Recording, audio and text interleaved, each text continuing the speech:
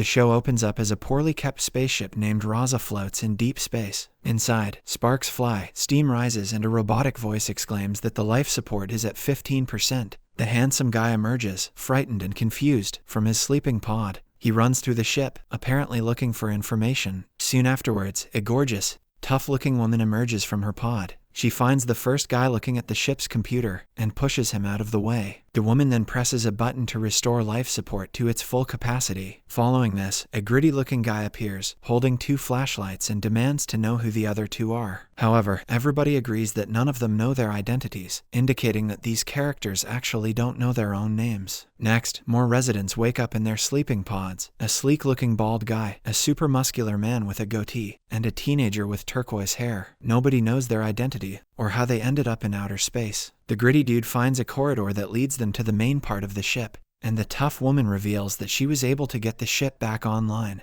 and restore its auto-repair protocol. However, she has yet to learn how she knew to do that. Soon after, the handsome guy suggests that they should be named by the order in which they woke up. Hence, he is 1 as he woke up the first, while the tough woman is 2. The gritty man with the flashlights is 3. The bald man is 4. The turquoise-haired teenager is 5. And super muscular man is 6. The group then surmises that they are the crew on a transport vessel doing a long-range haul. Furthermore, they conclude that their ship must have encountered technical difficulties, although this does not explain their lack of memory. After a while, 3 opens a crate in which there are a bunch of firearms. 2 then suggests everyone explore the ship in pairs. Hence, 2 and 5 head to the main computer room, hoping to fix the system, while 3 and 6 find the cockpit. Elsewhere, 1 wonders why 2 is able to remember how to use the ship's computer when he couldn't. He also wonders how long they were in their sleeping pods. Furthermore, he points out that their entire memories weren't erased. Otherwise, he wouldn't be able to know what a pod was, or a year, or even have language abilities. On the other hand, 4 leads them to what appears to be a training room, where he shows off some impressive sword fighting abilities. In another room, 3 finds a pod containing a blonde, sleeping woman,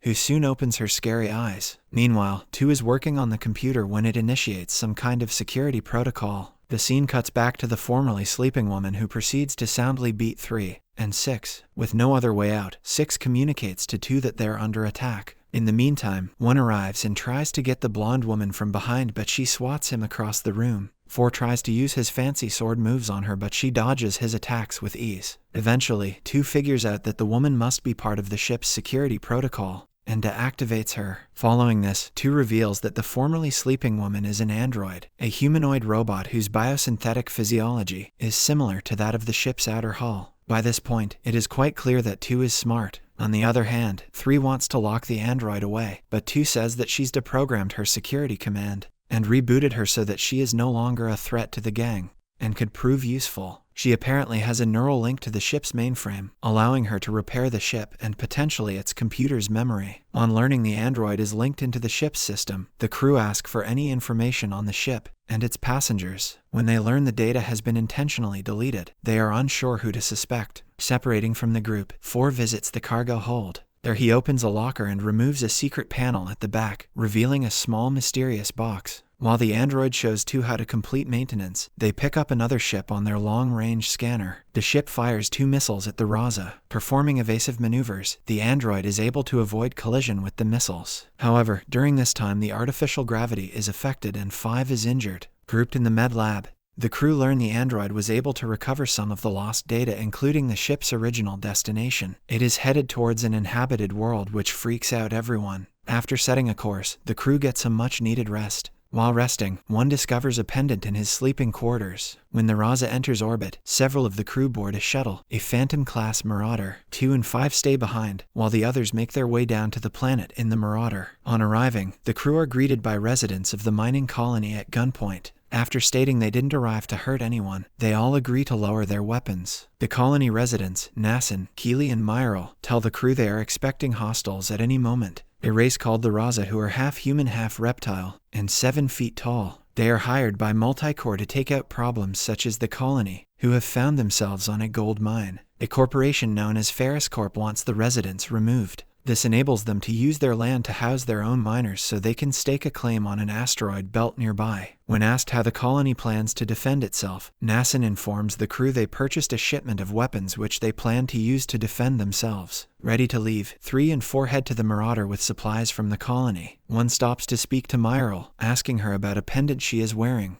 Myril tells him the pendant is a symbol of freedom against repression, and that it will be worn by the people coming to help them. The pendant is identical to that one found in his sleeping quarters. Heading back to the ship, he confronts the crew, stating they are meant to help the colony. Once back on the main ship, a vote is held to decide whether they should provide assistance or keep the weapons. After much discussion, it is decided half the weapons will go to the colony, and half will be kept. Several of the crew load up the Marauder with weapons ready to take to the colony. 2 and 5 meet the android on the bridge, and she announces she has uncovered more of the lost data. The first piece is a corrupted image of an unknown man. The remaining information is names and background information for 6 of the 7 crew members. On seeing the information, 2 and 5 are notably distressed. 2 then calls over the communication line for the crew to come to the bridge immediately. On arrival, the android shows the data which reveals each of the crew is a criminal, and the Raza is not a race, it is the name of their ship. They are the crew of the Raza who were sent to kill the colony residents. The Raza crew discuss the revelation of their identities as dangerous criminals sent to kill the miners. 4 says that their pasts don't matter as they're no longer part of who they are. The android and 5 discuss the crew and how 5 is not on the list. She considers herself a big question mark. Meanwhile, 6 attempts to show 3 how to fly the shuttle, but he does not have the same instincts that 6 has. In the meantime, 1 and 2 talk about what they can do for the miners. 1 wonders whether they killed the miner sent to acquire weapons and took them for themselves. 2 wants to stick to the plan, and 1 questions who made her the team leader. She self-appoints herself as leader by stepping up. She later apologizes for being aggressive in their previous discussion,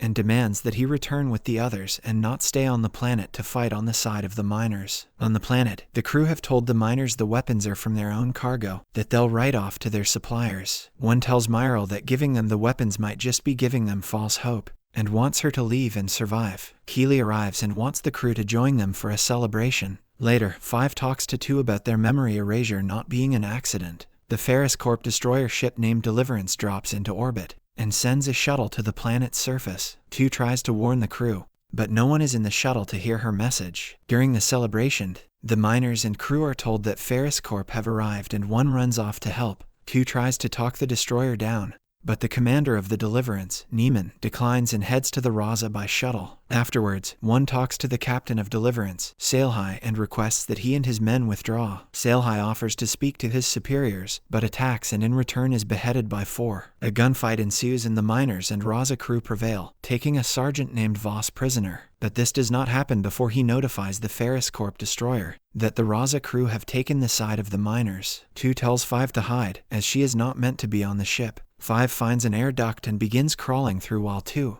and the android meet Commander Neiman. 5 then enters 4's quarters and, in a drawer by his bed, finds the box he discovered. Outside, Neiman offers for 2 to escape with no penalty, even with a bonus. Next, the Raza crew on the planet enter the shuttle and discover that the Raza is no longer in orbit. They decide to help the miners, and 4 interrogates the imprisoned Voss. He tells the others that Ferris Corp's plan is to target the reactor, and the Raza crew decides to defend the position. They begin training the miners in weapons and combat. 6 opts to fly the shuttle to the Ferris Corp destroyer and take it out to make repeat attacks financially not viable. 6 returns to the shuttle and is taken prisoner by Voss, who has been released by one of the miners. Later, the base is attacked and a brutal gunfight ensues. In space, the Raza drops into the planet's orbit escorted by 2 cruisers belonging to one of the largest interstellar corporations, Mickey Combine. 2 then orders the Deliverance to stand down. 1, 3 and 4 charge into battle to discover the Ferris Corp troops are gone, but Nassin has been killed. On the Raza, 2 introduces Neiman to Commander Delaney Truffaut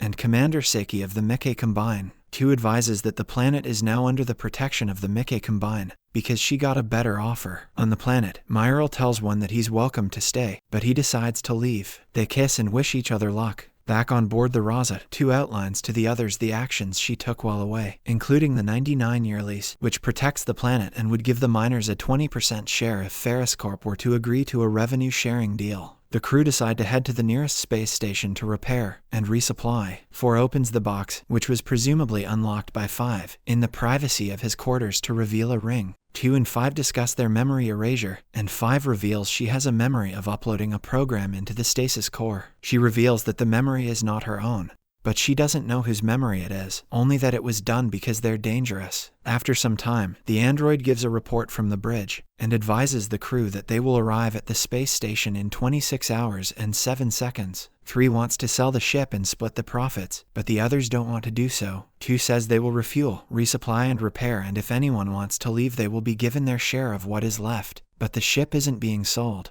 The crew leave their trays with 3 to clean up as they leave the mess hall. 5 approaches 6, wanting to play a game, but he declines. 1 also declines. 4 closes his door on her without a word. She explores a vent again and finds a storeroom, and inside it the dead body of an as yet unknown boy named TJ around her own age. The android scans the body of the boy in the infirmary, stating he appears to be in his mid-teens, and that the temperature in the room was significantly lowered, preserving his body. 2 wants the android to check the body for valuables and jettison him the next time they drop out of the faster-than-light jump or FTL. And before they reach the station, she says they should put it behind them. After the rest of the crew leaves the room, 2 asks the android to do something for her and not tell the others. 4 is practicing with his staff in his quarters when 3 enters and tries to arrange a deal between them to sell the ship, and so they can proceed alone. 4 says it's too soon. They do not know enough about themselves or each other, so for now he stays. But if the day comes when he is no longer pleased with the arrangement, he would still not sell the ship. He would take it for himself. 5 is with TJ's body and discusses his death with 6. She says she stopped at the room because it was like she knew there was something to find. She speculates that she knew him. 6 thinks they are better off not remembering anything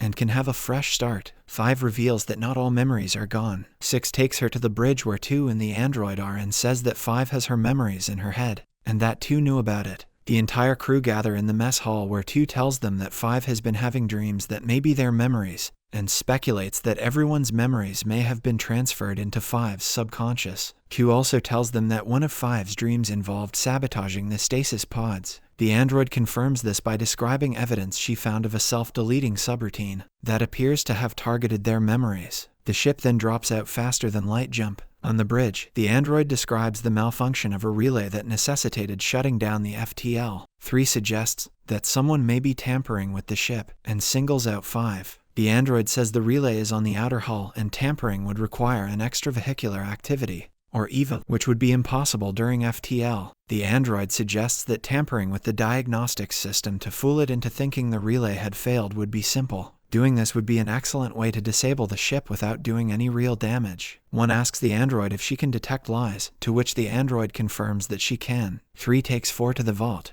While there, he wonders out loud how 4 is so skilled with his blades. 4 says it's instinct. 6 approaches 2 in the hall to discuss 5, and how she is different to them and doesn't belong there. 1 asks them to come to the mess hall. The android begins asking questions to determine whether they are telling the truth about not remembering anything, whether they mean anyone any harm, and whether they have sabotaged the ship. They all pass, but 3 is still not present. 2, 6, and 4 lead him at gunpoint to the mess hall. During his test, a further problem becomes apparent. The Raza is being exposed to high levels of gamma radiation that will kill everyone in 3 hours. On the bridge, the android speculates the cause of the gamma radiation is coming from the remains of a supernova. She offers 2 options. First, they can jump to FTL, but if the relay is actually damaged, there's a 73% chance the ship will explode. If the diagnostic system was sabotaged, there would be nothing wrong and they could jump safely. The second option is to perform an EVA and fix the relay. The android volunteers to go. When beginning the EVA, the android tells the crew of an FTL override accessible from the bridge. As she exits the ship, the crew sees electrostatic discharges on the ship's hull caused by the radiation bombardment.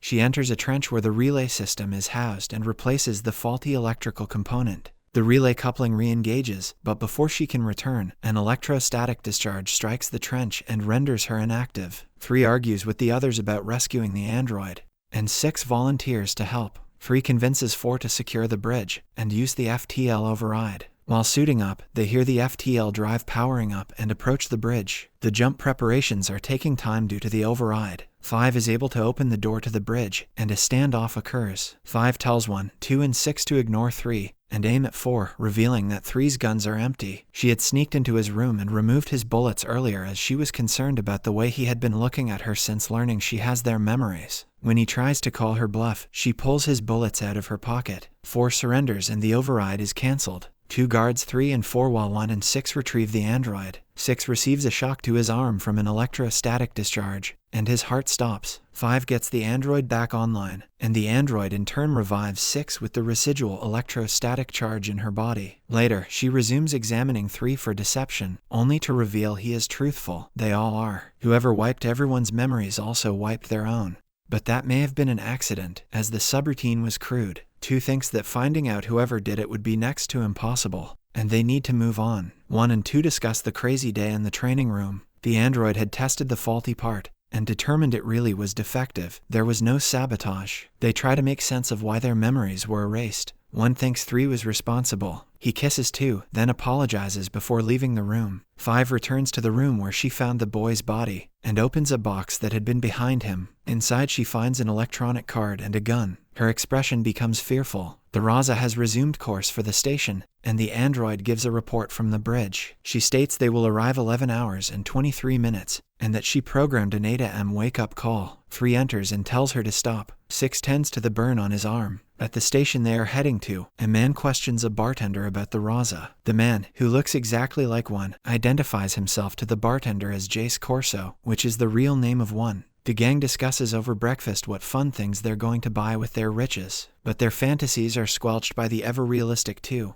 who informs them that, after refueling, repair, and docking costs, they're left with nothing. They commence with scouring the ship for stuff to sell at the space station, including their cargo of weapons. On the space station, 1 and 3 bribe a bartender to find a buyer for their guns while 6 goes to the doctor to have his burned arm treated. Meanwhile, 5 proves herself as a proficient gambler, and she and 2 go to the casino. In the meantime, 1 and 3 arrive at the dark habitat of their buyer, but they're soon knocked out by knockout gas, overseen by a mystery man with a face-covering helmet. They wake up to find themselves tied back to back in chairs, with nobody in sight. While this is happening, 4 takes his mysterious ring to a pawn shop. There, the clerk assumes that it must be a very good knockoff of an extremely valuable ring belonging to somebody in the Ishida line. When the clerk realizes it's genuine, he informs 4 that the ring is not something 1 finds, but something you kill for. Scared, he wants no part of it and closes shop early, giving no further information to the frustrated 4. In the rather depressing waiting room of the doctor's office, 6 watches a commercial for Transfer Transit.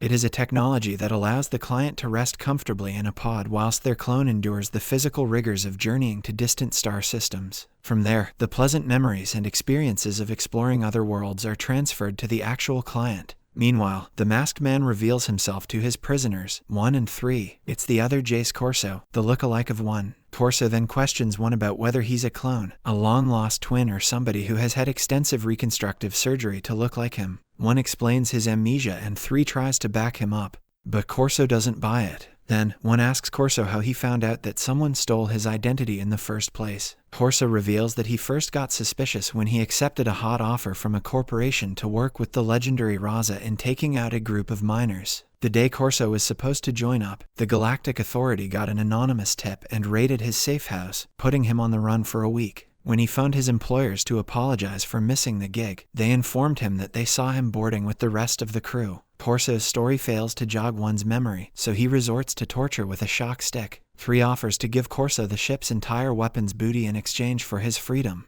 However, Corso says he'll take the weapons and leaves 1 and 3 tied up. At the casino, 2 and 5 are winning big. In fact, a somewhat scary-looking guy in a suit starts to eyeball them. He signals to another scary-looking guy in a suit and they take 2 and 5 away, leaving their winnings at the table. In a private room, the casino goons accuse 2 and 5 of cheating. When 5 protests, the head goon slaps her, prompting 2 to kill every single one of them with her bare hands. Both women are shocked and terrified by 2's mastery of violence, and they run away as fast as they can. On the Raza, Corso shows up and just wheels out the weapons, as the android doesn't realize that he's not 1. In Corso's lair, 1 comes up with a plan to shift their seats over to the shock stick on a nearby table, which they'll use to zap through their metal straps. They work together to approach the table inch by inch and put their theory to the test. 6 finally gets in to see a doctor, who tells him that he'll need to form a new skin graft from his DNA in order to heal the burn wound. When the doctor puts 6's DNA sample into a computer, he sees a record of 6's crimes, along with a bold message to apprehend him. The suddenly nervous-looking doctor pushes a red button. 6 begins to suspect that something's amiss when the doctor then tries to give him an injection for the pain. 6 grabs the needle and injects the doctor instead. He then checks out the computer screen and escapes the doctor's office, taking advantage of the receptionist's total lack of interest in her job. 2, 5, and 6 get back on the ship and agree that they need to get out of there as soon as possible. But they can't reach 1 and 3. When the space station security alarm goes off, 2 makes the call that they need to leave 1 and 3 behind. But the odd couple shows up at the last possible minute. The gang asks 1 and 3 why they have no weapons and no money, after which 3 protects 1 by making up a story about getting jumped by a gang. When 1 confronts him about his lie later, 3 blackmails him into becoming his ally when it comes to swaying the crew's group voting sessions. 2 tries to talk to 5 about her violent outburst, but 5 will have none of it and runs away. 6 and 2 commiserate about the fact that they ended up worse off than when they started, and they still don't know anything about their identities. In the final scene, 4 watches a news program about the assassination of Emperor Ishida Tatsuya by his own son, Crown Prince Ishida Ryo. The prince has killed and disfigured over 100 people, and is on the run, unstable and extremely dangerous. In a shocking twist, the displayed photograph of Ishida Ryo looks a lot like 4. Subscribe for more videos like this, turn on the notification, and leave 1000 likes or 100 comments if you'd like us to continue part 2. Thank you.